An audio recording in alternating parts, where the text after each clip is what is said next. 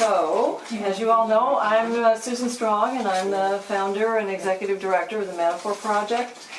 And I have a mixed background. I was originally an academic, and then I began, even before I left the academic world, I started tipping my toe in progressive politics with the Freeze campaign way back in the 80s, which probably tells you a little bit how old I am. So I have both the academic background and also long years working in the progressive activist sector. So that's me, and I'm not sure what else I should say. Yes, my PhD is in comparative literature. My background is literature and history as well as communication. I taught for years in the rhetoric department, getting my degree, and then afterwards, and also in the communications department at St. Mary's College. So the relevance of that will become clear in a minute, but just giving you a little bit of history there. And in the late 90s, I was working down at the center. I actually left the academic world and just started working in progressive circles. So I was the senior research associate at the Center for Economic Conversion for 6 years.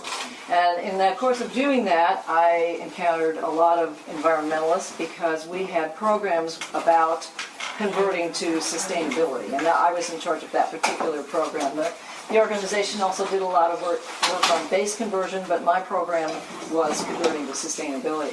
So I met a lot of environmentalists, and I began noticing, their language was, up here, and the public is down here, And it was a real revelation. It took me a couple of years after I left the center to realize that I was being called to do something about that language problem. And that's when I started the Metaphor Project. So that's a little bit of the history of me. So we have finished the first agenda item. The next one is to review the agenda further. So what I'll do next is a short introduction to American framing. As a longtime teacher, I know that not everybody gets to do their homework. So we'll go over that a little bit. And being that we'll review the audience aspect, and then the message aspect, and then do a short exercise with the lists of American story elements and American metaphor categories to kind of get that going in your mind. And I didn't put on here, I'm just noticing the break, which is really important, which comes here. We'll have a 10-minute break, and the one thing that I hope for the break is that you'll be able to kind of relax, or kind of let everything that's been said and done before that percolate, and then be able to shift into a different modality, which is the brainstorming modality. And that's when we will do the practice. And I like to describe that part of this process as the place where you let the bread rise.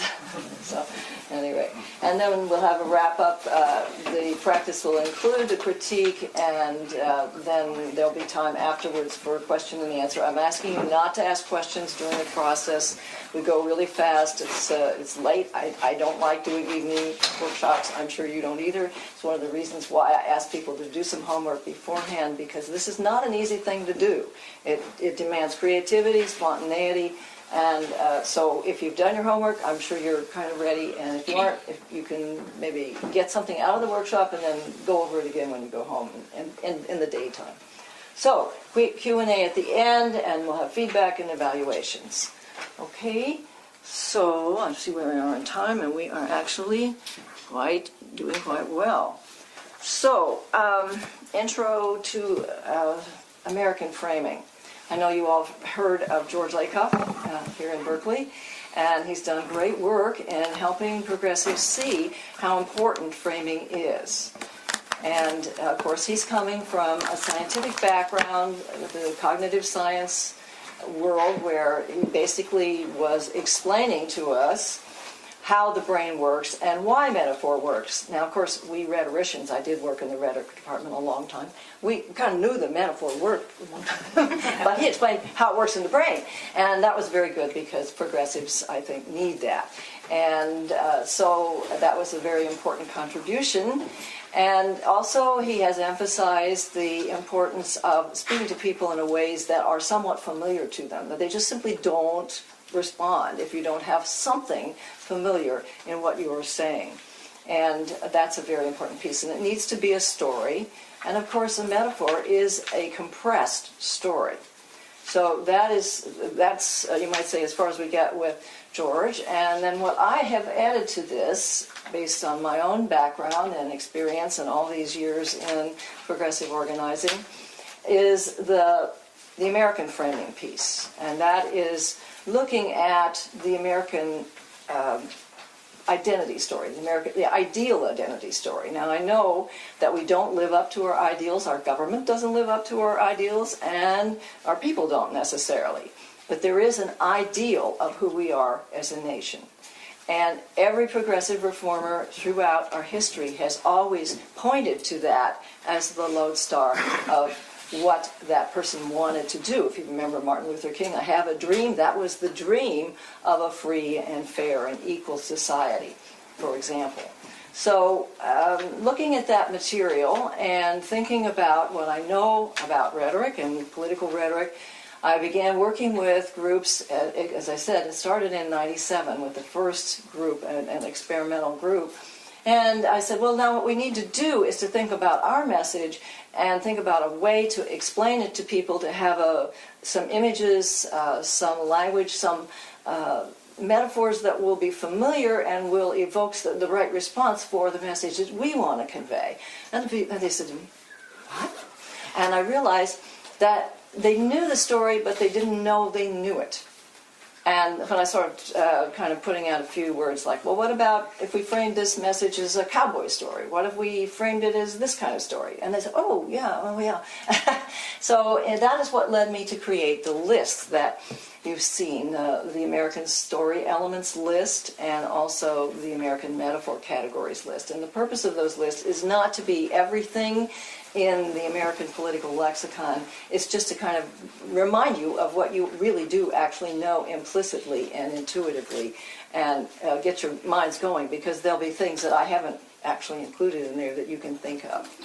So that's the piece that is the central part of what I'm doing, which is unique to the Metaphor Project, and that is helping people find that kind of story that is familiar. And I will give you an example of a brilliant piece of American framing by the Democracy School. I don't know if you're familiar with Democracy School, but that's a group that worked and still works, I believe, extensively on helping local communities fight off big corporations. And they started in Pennsylvania with the big pig farms that wanted to come in and, create these horrible, polluting situations that would destroy their water. So what they came up with was something to explain what they were organizing communities to push for. Community rights. Now, before Democracy School, nobody had ever heard of community rights, but they sure had heard of community and rights. And those are two pieces of the ideal American identity story. And their brilliance was to put those together. And when people see those together, they say, oh yeah, we know what that is. So that's an example of how this process works. A couple of other examples would be, I'll go back to January 2010, when the Congress was starting to work on financial regulation. And I was really quite worried that the Democrats would start talking about regulation, because as you well know, regulation is a Republican word in the sense that regulation is bad, right? It kills jobs, it does this, it does that. So if the Democrats use that word also, that would be in the fire. And so I was fortunate enough to be able to get a post out with a subject line. I always put the phrase I'm recommending in the subject line just in case people don't read any further. And I said, say rules, not regulation. So what does that do? It changes the story. And it brings up a piece of the American, you might say, cultural lexicon that is familiar to everybody, and that is play by the rules. Now, very often, progressives don't like to use sports metaphors, but you cannot throw out the baby with the bathwater and succeed. So the rules, play by the rules, that's something that we can all agree with, and it's a very powerful phrase. And fortunately, unfortunately, the Democrats listen, and they start using the word rules. So, and I know there was a Volcker rule beforehand, but they were not necessarily going to pick that up and use it in their work inside Congress, because that was the Volcker rule. But if you say rules about we need better rules and expand it, then you're evoking a very different story. And that's what you want to do with the phrases that you'll be coming up with. And that will bring me, I can maybe give you another example, but then I'll just go on to why do we need to do it this way. Another example would be back in the middle of the Iraq War, 2006 in the summer, I was working with a large peace group that was organizing big demonstrations for the fall. And, we weren't getting anywhere. Bush's stay the course, stay the course, stay the course. Nobody could break it. It was just like a hammer, like a lock on the brain of the country. And there is a phrase, which is change course. That's a very standard piece of American political rhetoric. We need to change course. And one congressman even tried to launch that. Would be the fall of 2005, but it didn't take off. It didn't work. And so I thought about it, and I said, okay, let's try it again. Let's launch with, we need to change course. We need a course change. Say it however you want to say it, but use the course piece.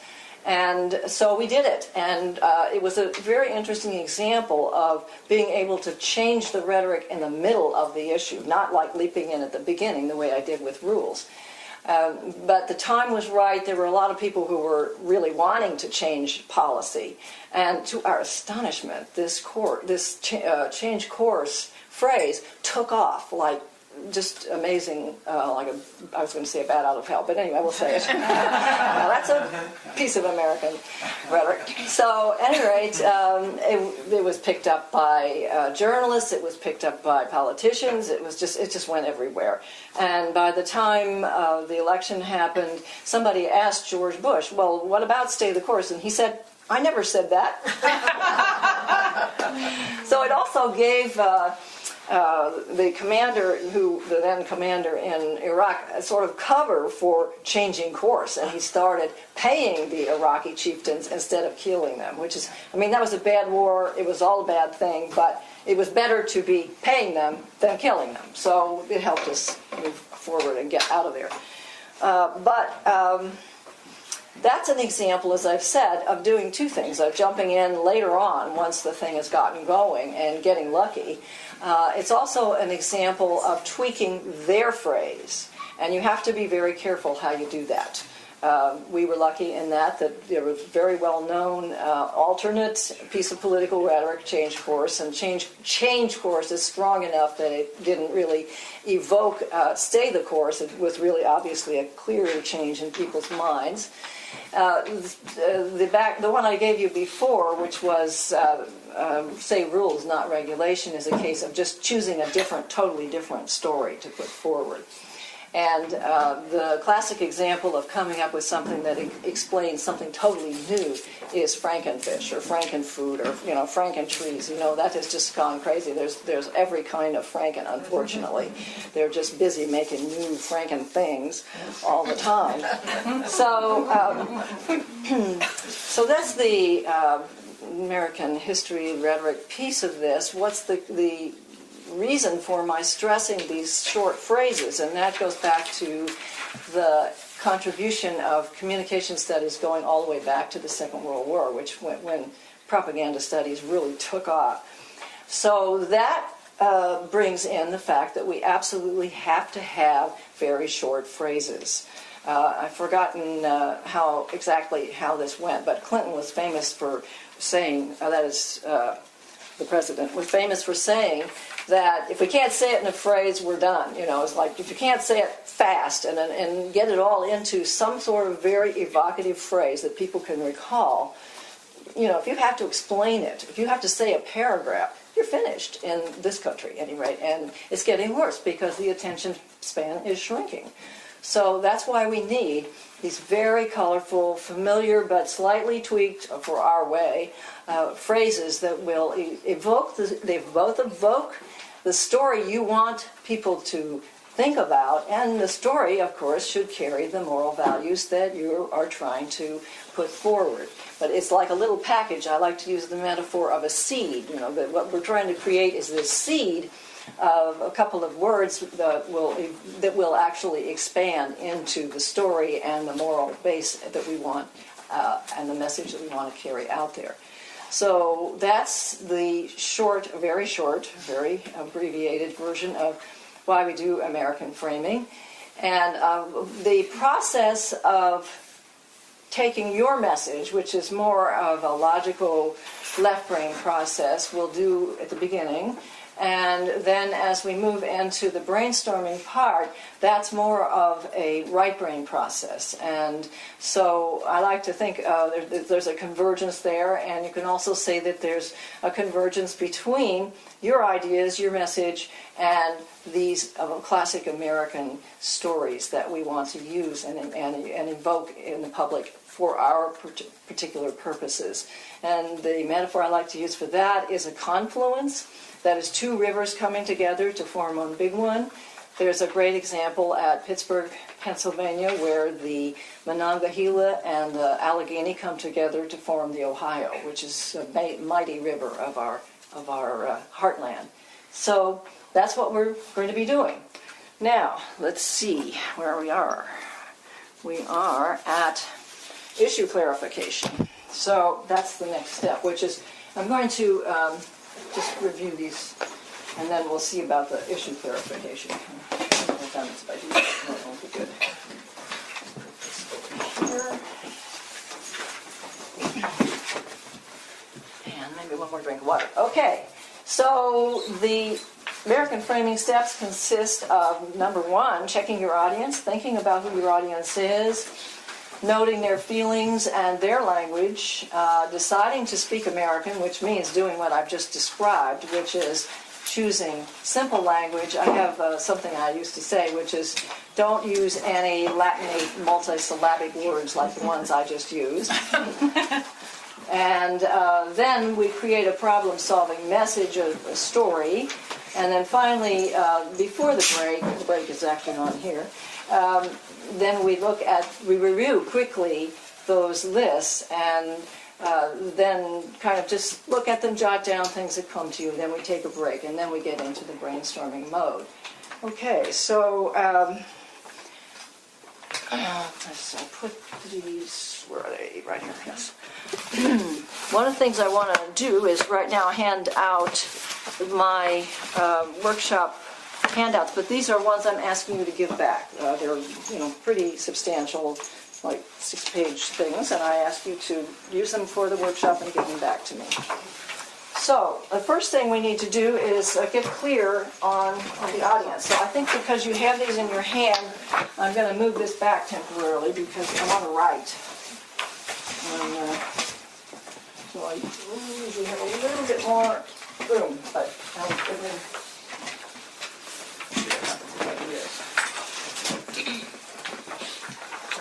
okay, so now what we need to do is talk about your audience. And I'm not going to, I think I'm just going to use, use Brown, because we don't know who the audience is yet. So the first step is, who is the audience? This is steps 1 through 5. So, audience. Who's the audience that you're trying to reach with your message? Anybody? You see a lot. Are these two different sets, or are they the same? They're all the same material. They look funny because they've been copied in different eras and times, and some of them even have color, but they're all the same. So, okay. Alums or retired pension holders. So we don't all have the same audiences. Right, so we're just making a list of all the audiences. General public.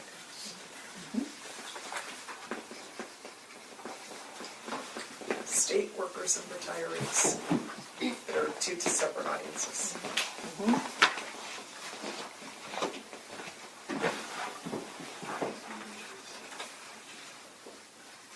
Residents of a specific city or county.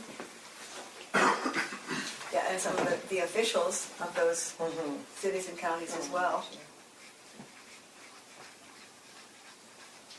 So we could put residents and officials here because that in a way it's one package because you reach the officials by putting pressure on them through the people. Unions. What's going to happen if I step over here? I have to be really careful. My husband has a sprained wrist, so I'm the only person with 2 legs and 2 hands in our house. 4 legs. Yeah. Okay. What else? Well, community college faculty and students. Students. College students. I'm saying community college because that's a slightly different audience from university. So up here we've got UC and students. college alums, retiree students. Okay. I realize they may be different, but you've got such a varied. Investment fund managers.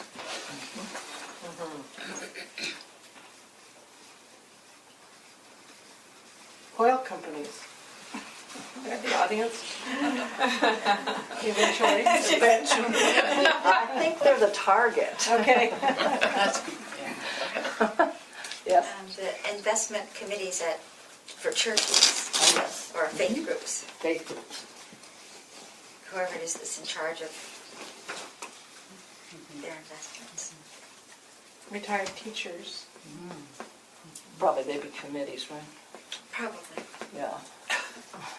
Teachers. The media. Mass media. Mass media, yeah. Public workers. And is that different from unions? I think that's kind of like, wouldn't that be the same? They're not all unionized. No, actually, it is somewhat different. Okay. Not all public employees are unionized in Okay. these campaigns. So we're going to put 5B here. Public employees.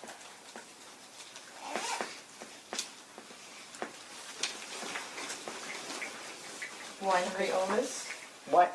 Winery owners. Winery owners, okay. Sonoma County. Sonoma County. All right, yeah. Okay, yeah, so this is going to be 4B here.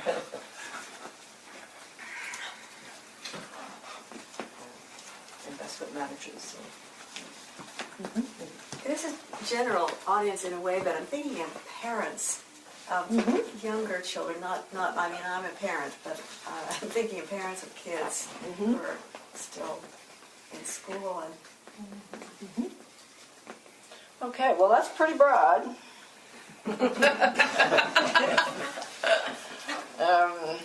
It'll be interesting to see how this works out. If you know other people in the group who are working on with a similar audience for yourself, you might want to try to get together with them when we do this part here where we pick the American story language. So we might sort of like raise our hands and say who's doing what, and then kind of resort ourselves at that point. Okay. Susan, aren't there several, I mean, you could group these and Yeah. frame for specific groups of them because you're probably not going to come up with one magic bullet for everybody. It would be really a surprise if you could. Yeah.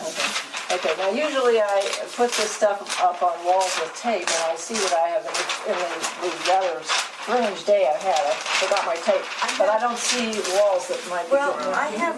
We have some of those yeah, we have blue tape. inner tape. Yeah. That would be great.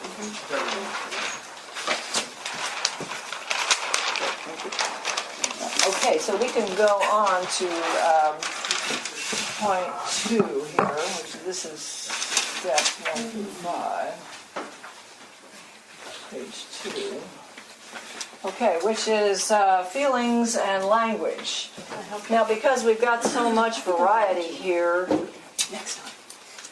it might be a challenge to come up with something very unified, but in a way, you can probably break this up into several big groups, and one would be parents, students, fund managers of some kind. Fund, it could be either the funds themselves or people who have some control over funds that they might put into those. And let's see, what else? Officials, public officials. Anybody else think of a larger category that we can, public officials? The media. Okay.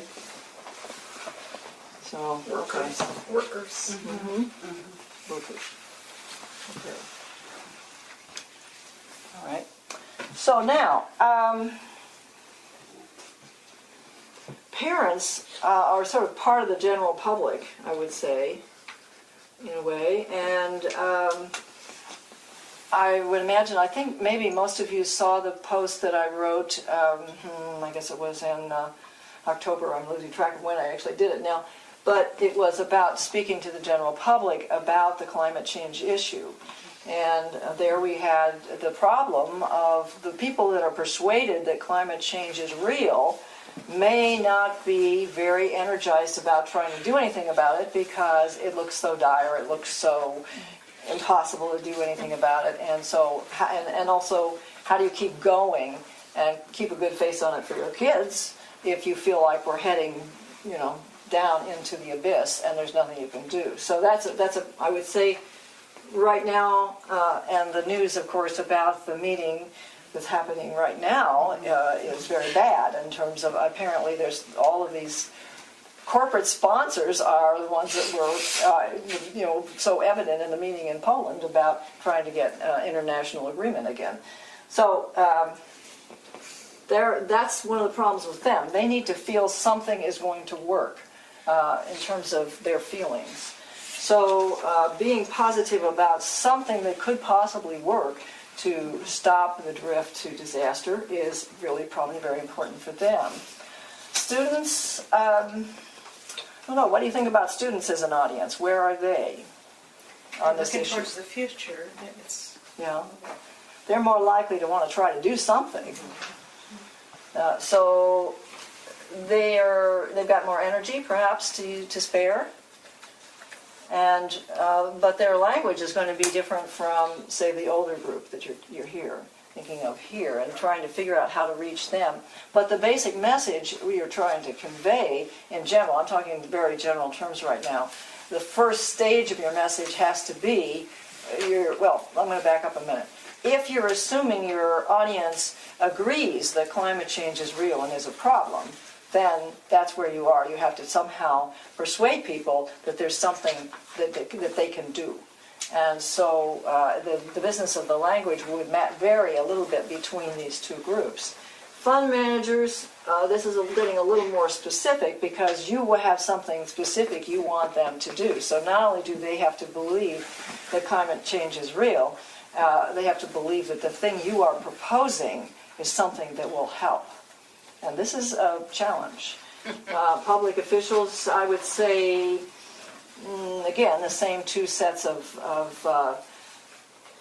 message levels are there, both that climate change is real and that there's something that we can actually do, and that this thing that you're proposing is something that will help or work. And of course, the media is coming around, I think, and your sense of this is probably even better than mine, in terms of whether we're getting good coverage about climate change being real. What would you say? It's better. It's getting better. But it was very bad. For a long time. Yeah. A long Long time. So, how you talk to, we'll drop back for a minute, how you talk to fund managers, of course, you're going to use fiscal language of some kind. Public officials, you have to think about what kind of language you use to them. What would you say is a good way to think about talking to people like that in general? What kinds of things do you appeal to if you want to talk to them? What kind of language do you use? Have you talked about their legacy? Oh, legacy, that's Like interesting. in 10 years, are you going to want people to say that you were, shilling for the oil industry, or were you leading the future? Yeah. You want to have a career in politics that goes any further? Yeah. Not just legacy, but career. You could end up with tar sands on your face. This is, we're talking about like hope here. And then the media, well, we had talked about the media already. I think there's another with public officials, it's the money aspect. How much it's going to cost to mitigate from, from the effects of climate change versus Yes, let's keep it from getting that much worse so we drown less at the coast. adaptation costs. Yeah. And one of the things that I said in the post that I wrote, which was really, it wasn't about divestment, it was about just talking about the climate change action in general, was that there are research findings that show that if you can persuade people that you're going to prevent something, it's better than talking to them about avoiding risk. People are, it's very funny, well, humans are funny in terms of psychology, but they just will respond better if you say we can prevent more damage. You can say we can prevent more, cost if we do X. So the media, how would you see the media as, what kind of language do you use to talk to the media about this sort of thing? Can everybody see? Yeah, that's good. Just Stories. Stories? They like stories. They like stories, yes. I like drama too. Personal stories. That's right. In this case, one of the findings of those who study the media is that if you focus on individuals too much, then it tends to turn into an individual problem, and that's a big problem in American culture in general. The tendency to blame the individuals, and with climate change, it's a little bit different. But the goal here would be stories from all over the country. This isn't just like this one weird thing that happened in some podunk. It's happening everywhere. Story, story, story, story. So, Well, there's the cumulative effect. I mean, that's what's been in our working for us, unfortunately. One bad storm, one drought, and so forth. right. So then there are workers. What kind of language do you, when you're talking with them about this issue? Assuming they believe that climate change is real. fairness. And I was going to add for parents something about safety, protecting your children, grandchildren. Protection, okay. And maybe health.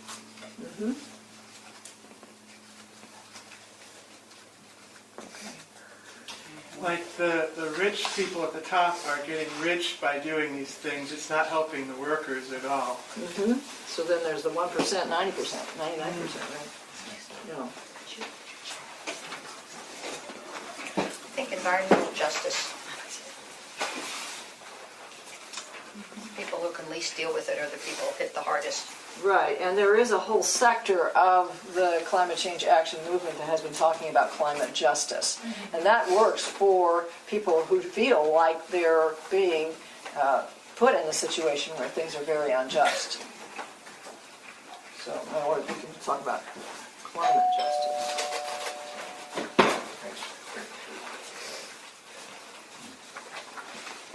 Okay. So, all right, that's the audience, and we have dealt with thinking about what kind of language they respond to and their feelings. And I think we've covered deciding to speak American. No long multisyllabic Latinate words, no nuance. No French words. No nuance.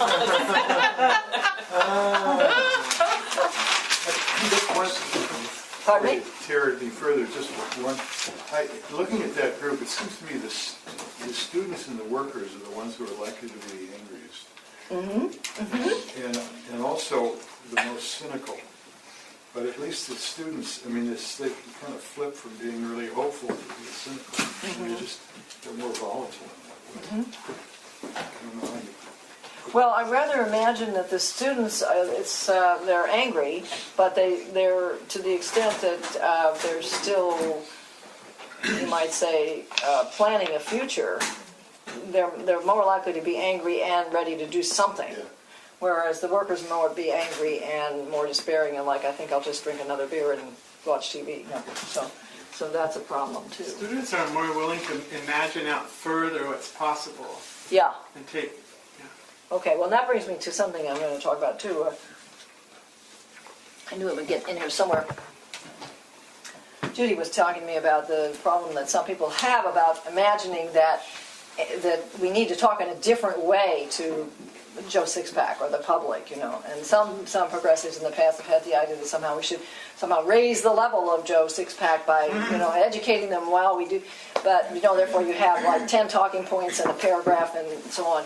Well, it doesn't work, and even if it did work, it would take a lot longer than we have, but it doesn't work. So, at any rate, we need to realize that most Americans are actually what they call ESTJ, which in the Myers-Briggs system, which is widely used in personnel work, marriage counseling, everything. It's got huge validation.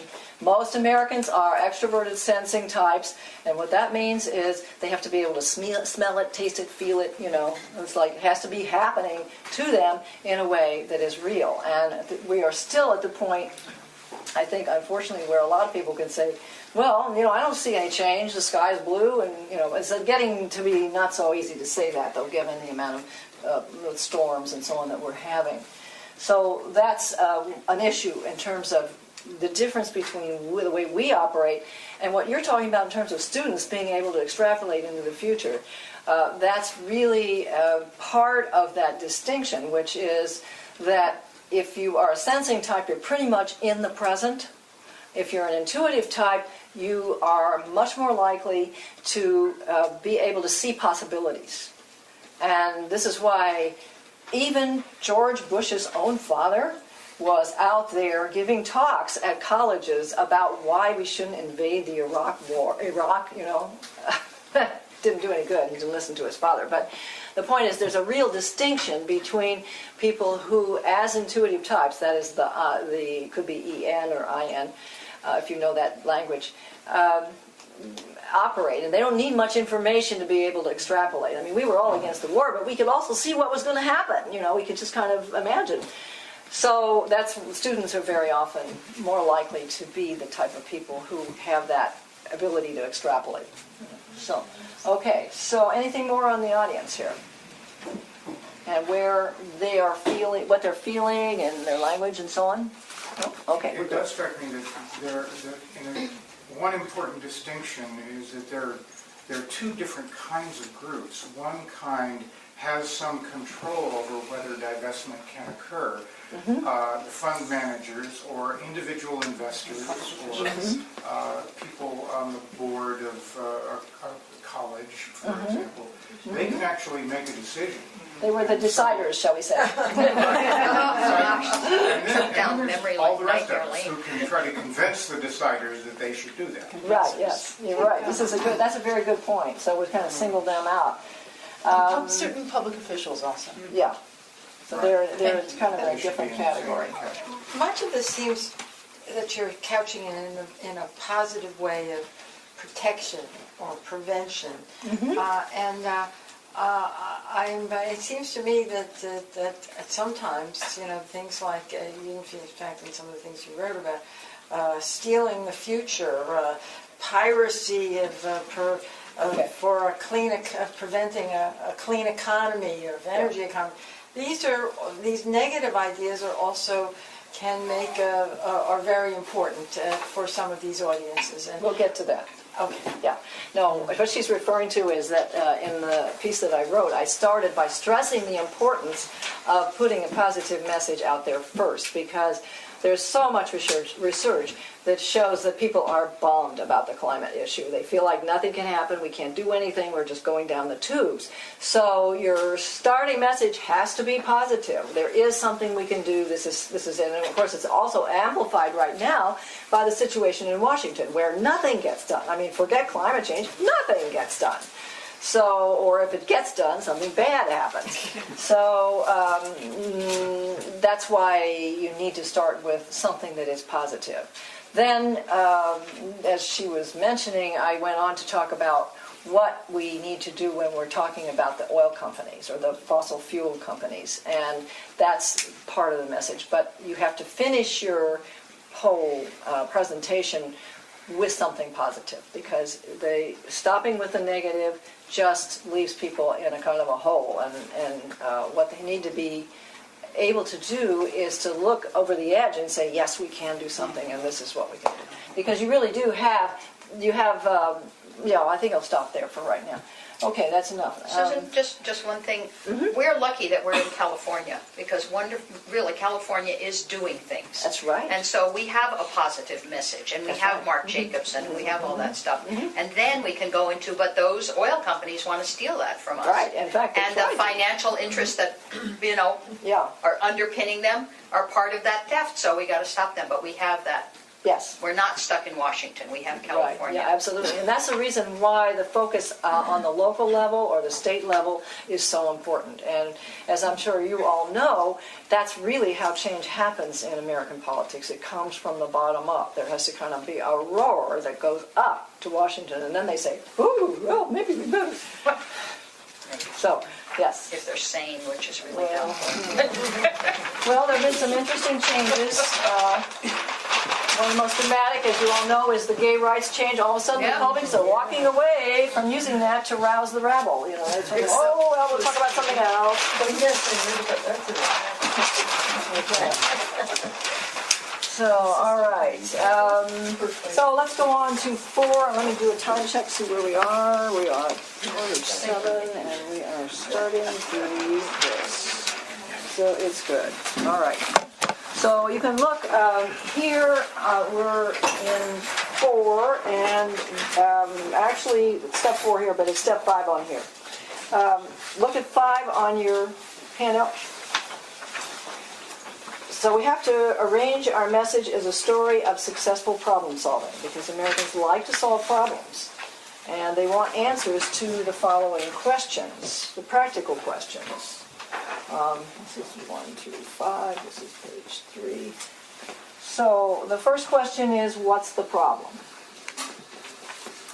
So if the audience you're dealing with agrees that climate change is real, then what's the problem?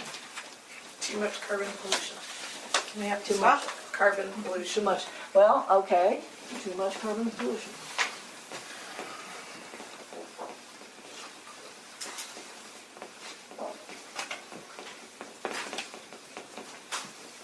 Anything else? Capitalism.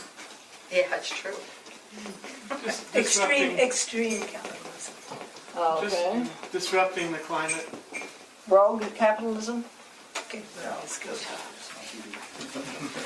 Generally speaking, in America, you don't. If you want to get anywhere, you don't start out with capitalism. If you put rogue in front of it, it's a different, or some word that you might like better. That's fine with me. But Fossil fuel industry is dictating the energy policy.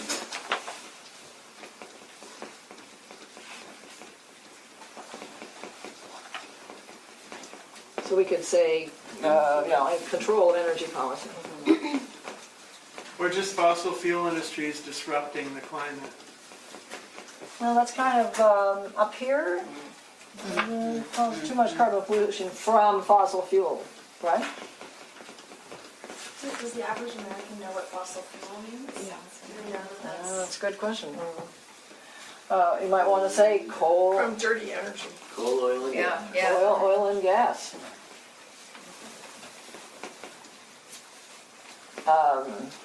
You could say dirty coal, or I can't say it.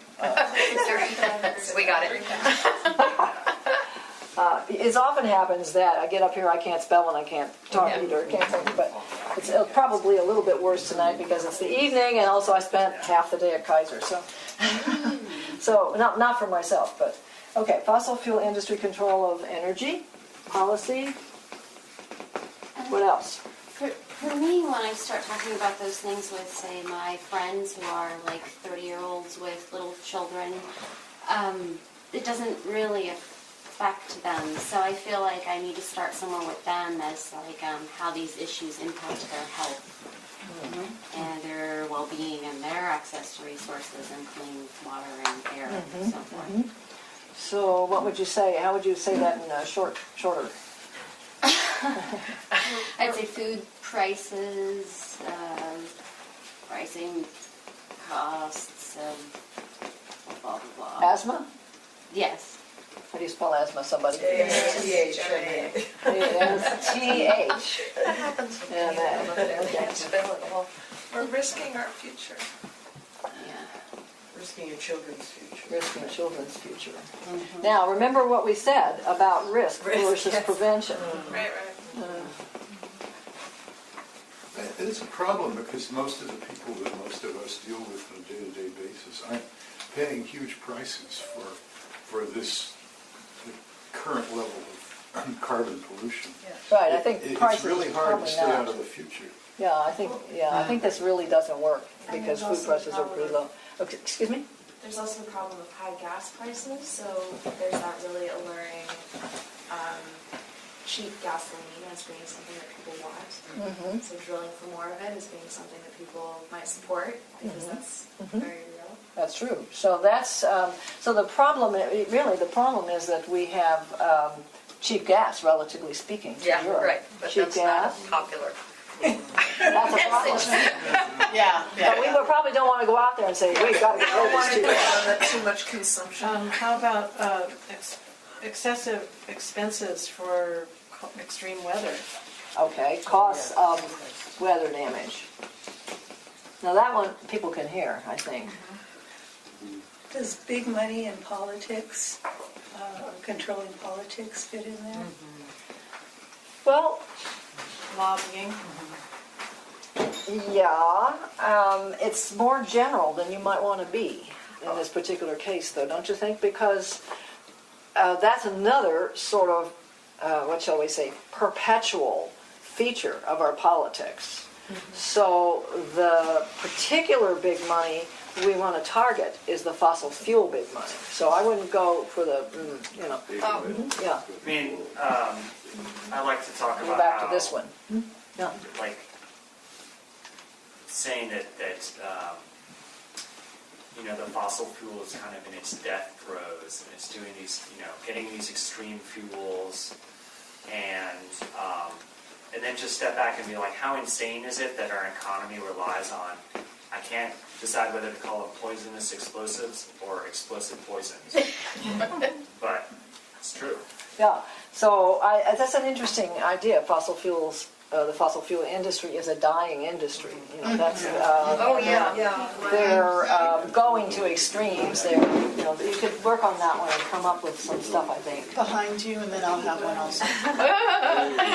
But behind you first. We had talked about, I had talked about the fat cats getting, the ones who are at the top of finance are beginning to doubt whether fossil fuels are a good investment. And they know this, but nobody else does. So it's like kind of the fat cats are keeping this secret from the rest of the public and letting us go down this road of terrible fossil fuel fracking and everything else. So it's like that's a kind of I don't know if you can really tap people's sense of injustice, unfairness, piracy, as somebody was saying before. That it's almost as if they're feeding from. No, I certainly use the word stealing, but I had a long list in that post, which is on my website. You can find it on the Metaphor Project website.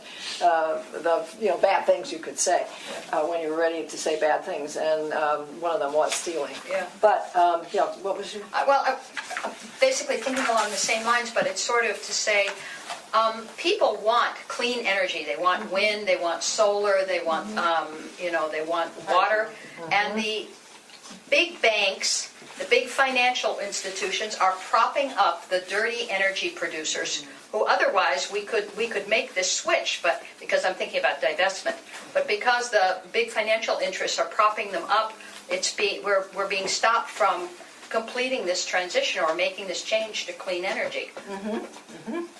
I have a question. Okay, just a minute, but I want to make a comment here before I go on. The most effective way to talk about this stuff is bubble. The idea of the bubble is, everybody knows what a bubble is at this point, unfortunately, in this country.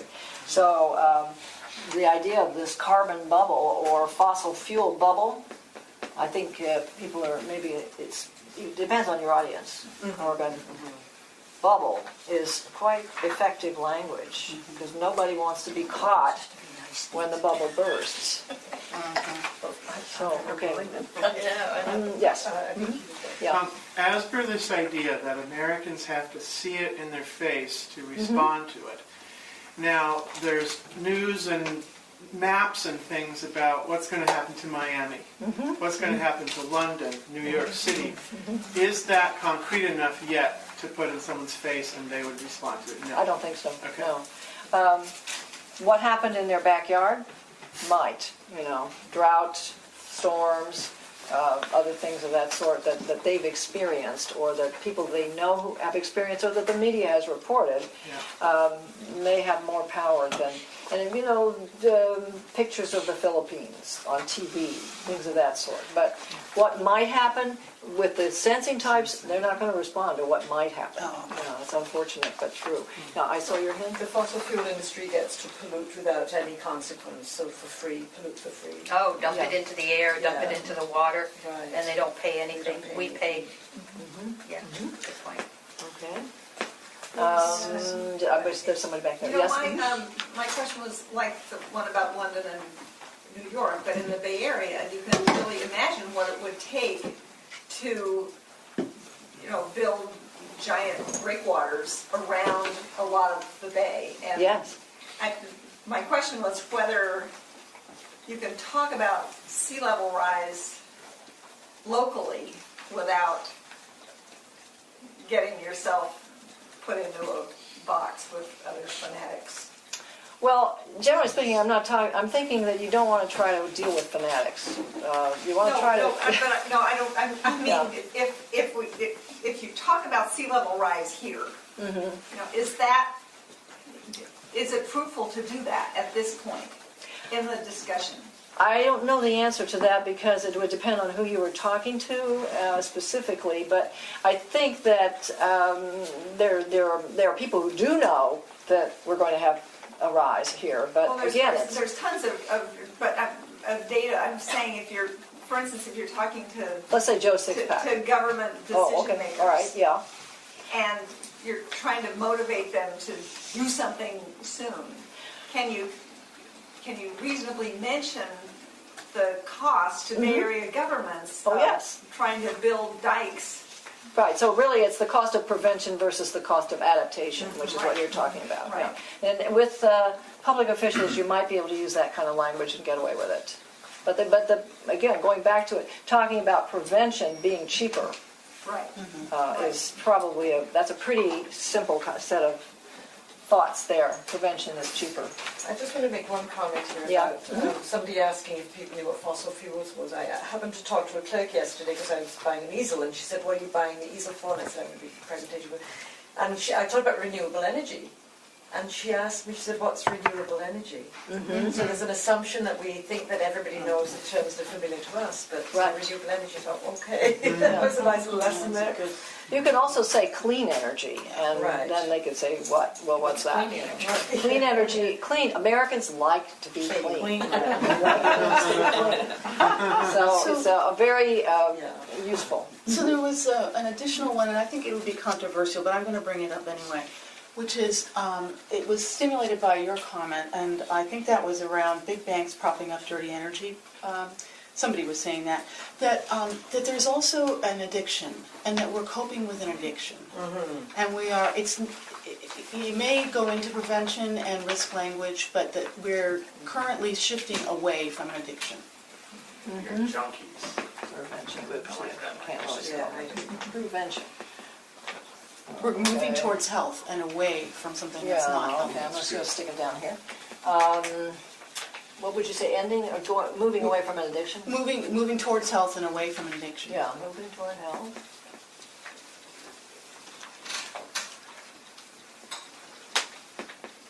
Now, there is something I want to warn you about right here, and this is a good time to do it. And that is, and this has been true, Judy said something about I had just started working on this issue. Actually, I ran across an op-ed I wrote in like 1998 about this issue. So I've actually been writing about this issue for years. And one of the main things is that you have to be extremely careful when you're talking to people about this issue because we are still dependent on fossil fuels. We have not been able to make the transition. And Kathy and I were with a church group on Sunday, and it was very clear that there was a lot of confusion, even in a group like that, about whether we were really talking about not using fossil fuels or whether we're talking about getting control of the political process. And we need to sort that out for people. So one of the things you need to do is to avoid scaring people into thinking what we want you to do is stop driving your car. If, you know, if they have children, they have to take them to the school or the doctor. You have to be careful about that. What the divestment campaign is really about, as far as I understand it, is stopping the meddling with the political process that we need to have to move away from that dependency. So I just wanted to say, addiction is, I would say, for this issue, too strong, because then people start thinking addiction. I'm not an addict. I'm just going to work, you know, and so on. So that's one of my cautions. Yes. Mm-hmm. I need a little clarity with a fact. When I went to do the math lecture a year ago with Kevin, and he said that we've already pumped enough fuel to raise the temperature 2 degrees. Is it? It's up 1 degree. Yeah, but we have enough reserves. Does he mean in the natural earth or in pools in Louisiana? Well, I think. Well, does somebody else want to answer Yeah, this? so there's 1.6 degrees. Basically, it takes quite a while for it all to come online. So based on how much we've already released, that would be enough to take care of 1.6 degrees. But only 0.8 degrees has been observed.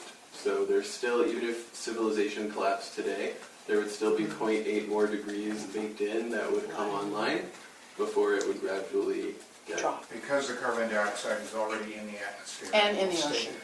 Now, I mean, what's like in liquid form? That would be enough to take the Earth to something like, 10 degrees of warming. She's asking, are we talking about leaving the carbon in the ground? The unburnable. When they say reserves that are already, when they say we have reserves that could put us over the edge, is that reserve fuel that has already been pumped? No. No. Okay, it's No. naturally in the ground. It's the gas in the ground, the coal in the ground, the oil in the ground. And they want to get it out. The company. And they're It's actually proven reserves. proven right. So- It's all proven proven. reserves, yeah. What he's talking about is of all the proven reserves that have already not necessarily been pumped, but they've been discovered, and they're on the asset sheets of the fossil fuel companies. So 80% of those reserves need to stay in the ground. We have a budget left of 20% to stay below 2 degrees Celsius.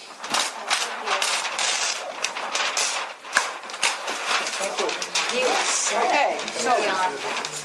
So now we're on the next one. What will work to solve it? Can I ask a quick Yes. question? Sure. I think what I struggle with, because I've been trying to communicate about this problem, is that a lot of people, they're not sure what the problem is. Like, a lot of people don't really get a sense of urgency. A lot of people think that we have like a couple hundred years to deal with this. And so they may not even see it quite as a problem yet. Yes. And then if they do see it as a problem, they may not understand it. I was really surprised, but I was reading, before I went to talk to a group about climate change, I was reading on this research project about how 30% of people think that it has something to do with ozone, which I thought, I laughed when I read that. I thought, no, 35% people couldn't think it's because of ozone. But when I went to do the talk, I asked the question, can somebody just say something, say what they think is happening? And the first person who said something said, doesn't it have something to do with ozone? Yeah. So I think that there's some basic questions before we even get to defining the problem. Like, where is the audience at? What do they understand? Yeah. Well, given the range of audiences that we put out here, that's a question you have to determine the answer to with your particular group you're working with the audience that you have. And it sounds like, yes, with the audience like that, you have to start by saying it's about carbon and, that you're really in a basic... So you may have to define it before you can get to your problem statement. That's true. Yeah, so that it's all dependent on where the audience is and how they think and feel. So, okay, but in general, you can use these techniques. I'm actually just trying to teach you a method, basically, and give you some resources for using the method. Okay, so what will work to solve the problem? Of course, we have a lot of problems that we put up here, and nobody can see it over here, but you can remember what you said. So, but I'm going to summarize this one because I think that the problem that you're trying to solve is getting the fossil fuel industry out of politics, in a sense. That's essentially what you're trying to do. And so that would be the solution. I would disagree. Okay, just a minute. Just wait a minute. I'm assuming that some of you want to do this.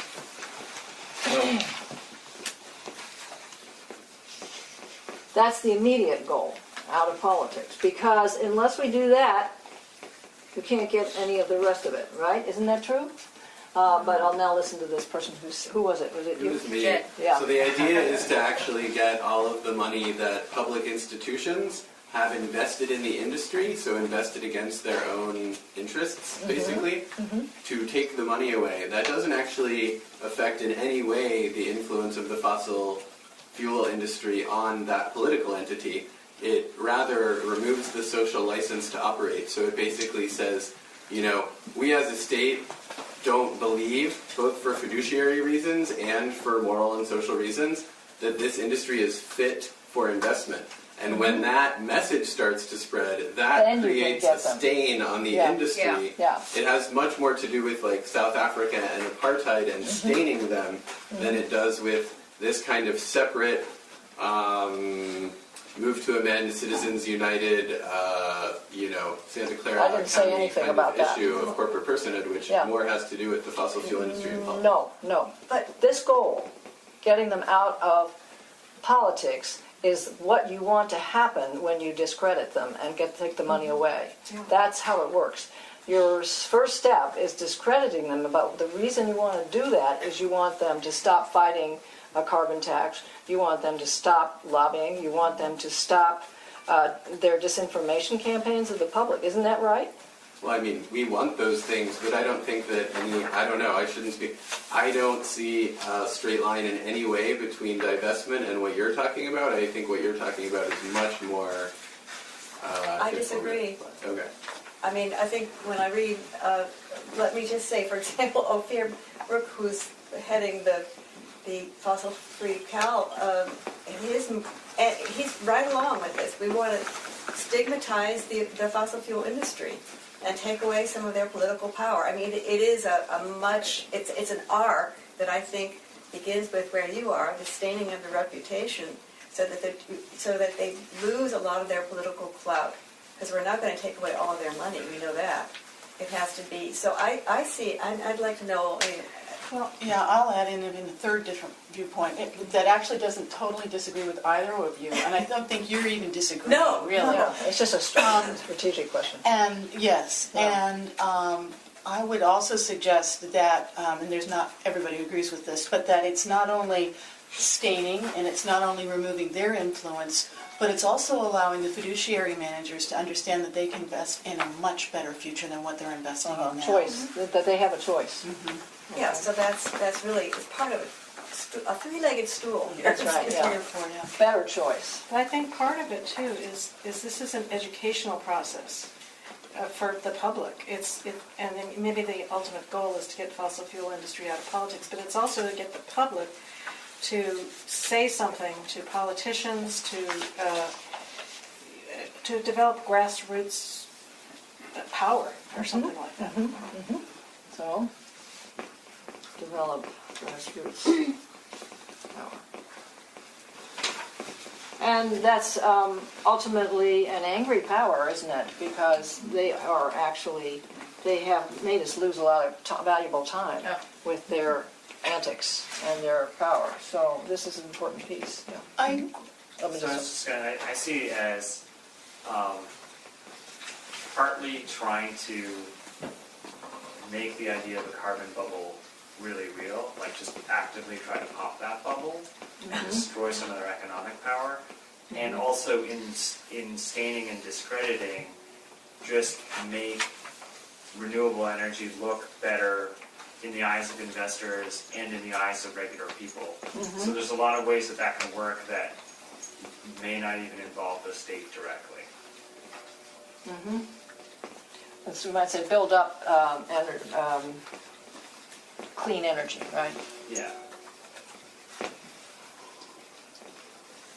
I think you should say clean energy and not renewable. Okay, so yes. In some of the, I'm turning to you because you lit something for me, which is in some of the conversations that I'm having, anger is an overlayer, and what is actually an underlayer is deep, deep caring. And I would offer up that if we can tap into that and acknowledge the anger, not to say the anger, I can feel it, but to tap into that deep caring will be very powerful.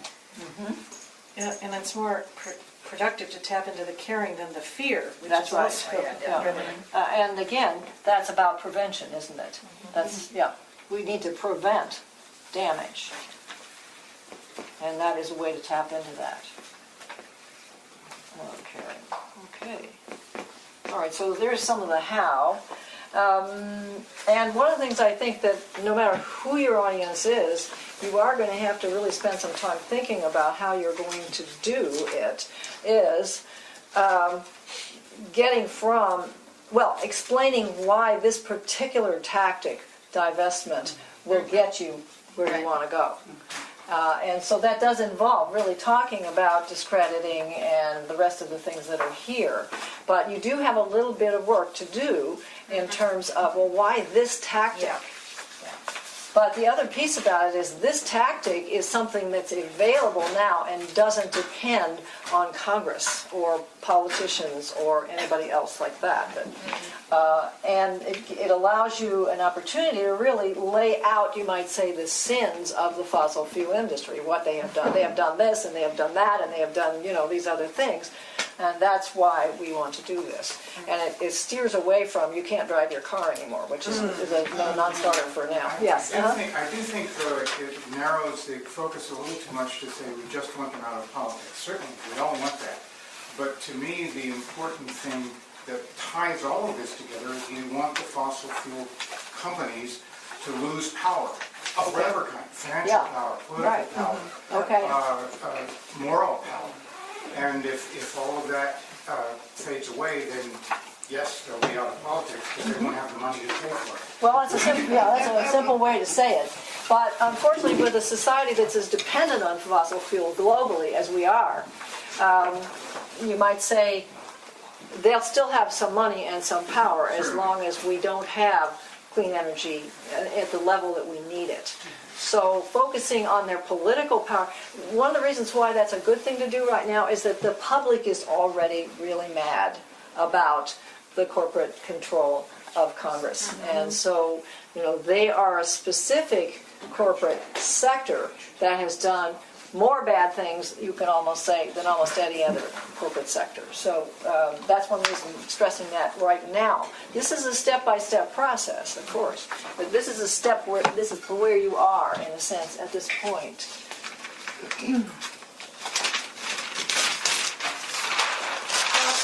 The other thing about with less in the way of political power, as you said by some people here, less in the way of political advocacy or strength to interfere with rules and regulations that would in fact require these companies to take on the full costs of what they are doing. Now at this point they are transferring these costs to the community, making fossil fuels look really cheap and clean energy look really expensive.